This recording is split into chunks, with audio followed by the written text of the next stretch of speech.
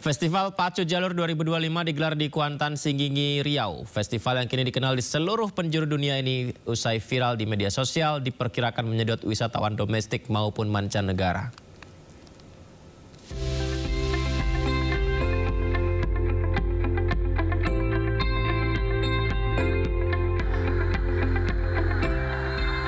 Puncak Festival Pacu Jalur 2025 digelar di tepian Narosa, Sungai Batang, Kuantan, Kabupaten Kuantan, Singgingi, Riau. Wakil Presiden Gibran Rakabuming Raka yang turut hadir didampingi sejumlah menteri melakukan flag off sebagai tanda dimulainya adu balap sampan yang juga atraksi budaya dan telah ada sejak 120 tahun lalu. Gibran Rakabuming Raka meminta agar pacu jalur yang merupakan warisan budaya agar terus dijaga. Selain itu, pacu jalur bukan sekedar olahraga, melainkan cerminan semangat gotong royong, solidaritas, serta daya tahan masyarakat Riau. Kita senang sekali lagi, tariannya sudah viral, sudah mendunia.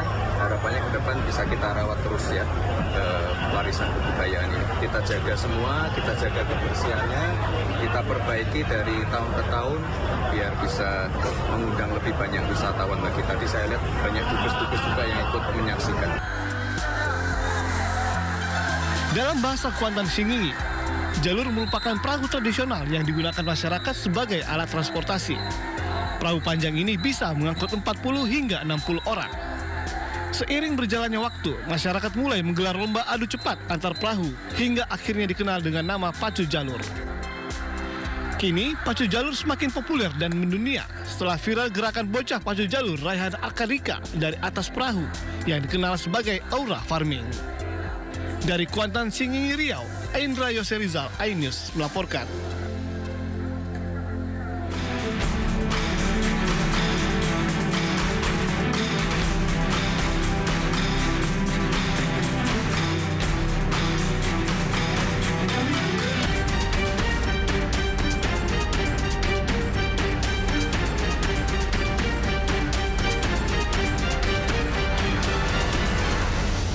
Pemerintah berencana menaikkan iuran BPJS Kesehatan pada 2026. Kenaikan ini akan berjalan bertahap sesuai dengan kemampuan masyarakat.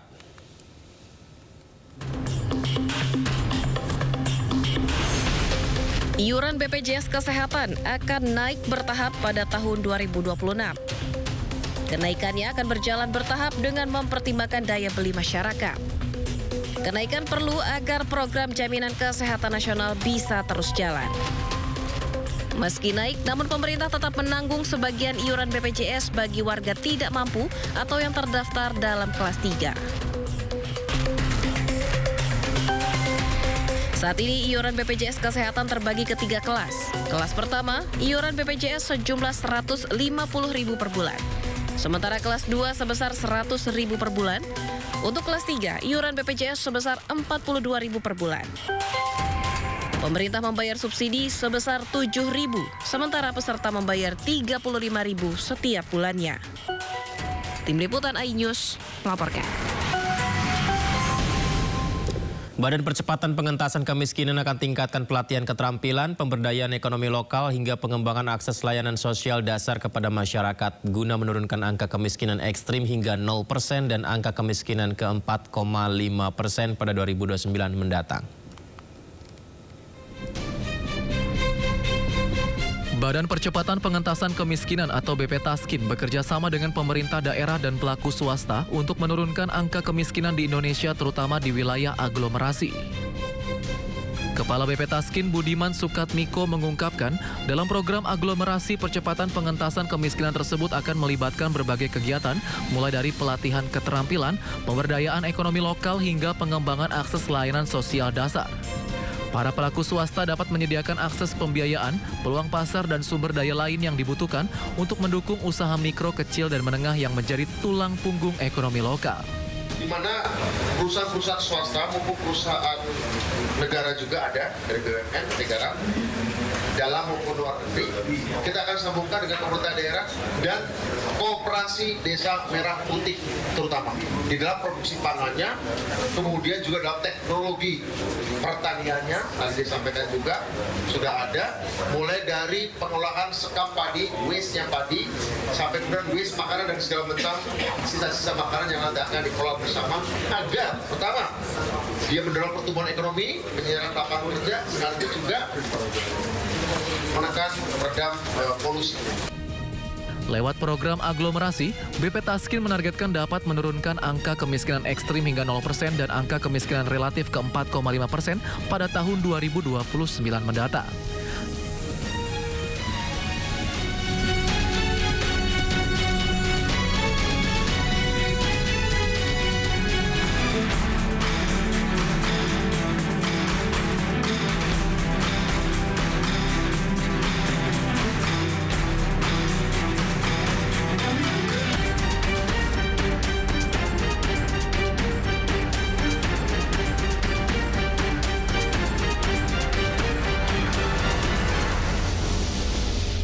Pemirsa, DPR dan pemerintah telah menyepakati perubahan status Badan Penyelenggara Haji. Pembahasan dilakukan dalam rapat Panitia Kerja RUU PIHU yang digelar hari ini.